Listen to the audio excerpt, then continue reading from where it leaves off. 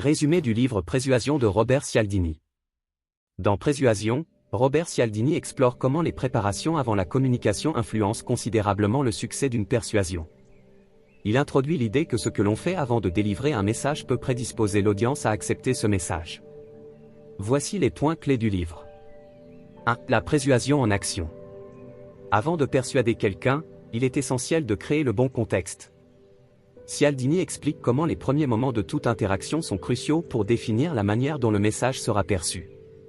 Des facteurs comme l'attention, l'environnement ou même la posture mentale de l'audience sont déterminants. 2. Capturer et diriger l'attention. Ce sur quoi les gens concentrent leur attention détermine ce qu'ils considèrent important. Ainsi, en dirigeant l'attention de votre audience sur des éléments précis avant de présenter votre message, vous influencez leur état d'esprit.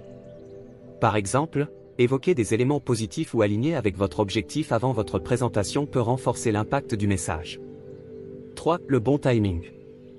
L'un des concepts fondamentaux est que le bon moment pour introduire un message est aussi important que le message lui-même. Créer une prédisposition favorable consiste à bien choisir le moment d'interaction où l'audience sera plus réceptive. 4. Créer un état d'esprit réceptif. Cialdini propose diverses techniques pour créer des états mentaux spécifiques chez vos interlocuteurs, comme l'optimisme, l'ouverture d'esprit ou la curiosité. Il cite des exemples de questions ou d'éléments qui peuvent amener votre public à s'orienter mentalement dans la direction désirée avant même de présenter votre argument. 5. Utilisation de l'association. Les associations que vous créez autour de vos idées sont puissantes. Si vous associez vos idées à des choses positives comme la sécurité ou la joie, l'audience adoptera plus facilement ces idées. Par exemple, parler de succès avant de demander une décision importante peut créer une prédisposition favorable. Exercice pratique pour la chaîne L'Art de réussir. 1. Exercice 1. Capturer l'attention dès les premières secondes. Objectif, je vous suggère très chers abonnés de voir comment utiliser utilement les premières secondes d'une interaction pour orienter l'attention de votre audience.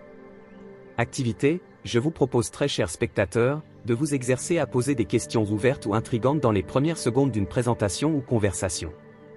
Par exemple, commencez avec saviez-vous que 90% de votre succès dépend de votre préparation mentale. Ensuite, je vous conseille de pratiquer cela dans vos interactions quotidiennes. 2. Exercice 2. Créer un contexte favorable avant une demande. Objectif, apprendre à créer un environnement mental et émotionnel propice avant de délivrer un message persuasif. Activité, prière très chers abonnés, réfléchir à un moment où vous devez demander quelque chose, par exemple une promotion ou un accord.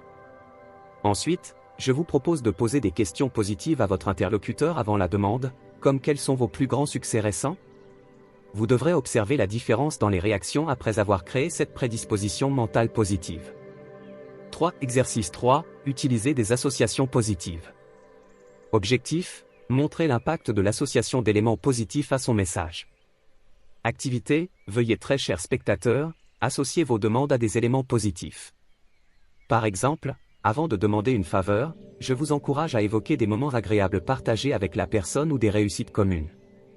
Essayez cette approche dans vos interactions pour voir son effet sur la réceptivité des autres. Ces exercices vous permettront très chers abonnés, de mieux comprendre l'art subtil de la persuasion et d'améliorer votre capacité à influencer positivement vos interlocuteurs.